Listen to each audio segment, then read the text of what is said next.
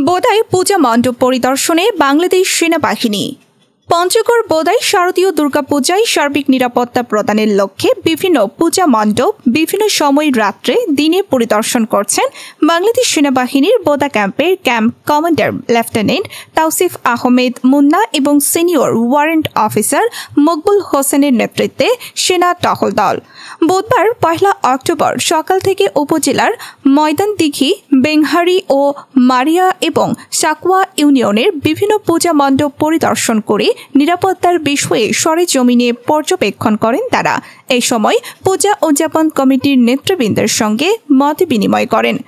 এ সময় সেনাবাহিনীর পক্ষ থেকে জানানো হয়, পূজা মণ্ডপের নিরাপত্তা ও নির্বিঘ্নে পূজা পালনের জন্য সেনাবাহিনী সার্বক্ষণিক সচেষ্ট রয়েছে এবং পূজা শেষে বিসর্জনের জন্য সতর্কতা অবলম্বন সহ পানিতে যাতে কেউ ডুবে না যায় সেদিকে লক্ষ্য রাখার জন্য পরামর্শ প্রদান করেন বোদা ক্যাম্পের senior warrant officer Makbul Hossain.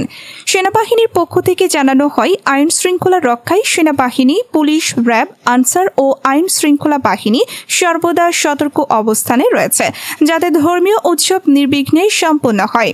পূজা পালনে কোনো সমস্যার সৃষ্টি হলে তাৎক্ষণিক সেনাবাহিনী ও স্থানীয় প্রশাসনের সাথে যোগাযোগ করার পরামর্শ প্রদান করা হয়।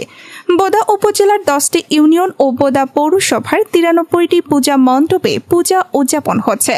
বোদা ক্যাম্পের সেনাবাহিনী পূজা মণ্ডপগুলি সার্বক্ষণিক নিরাপত্তার নজরদারিতে রাখছে।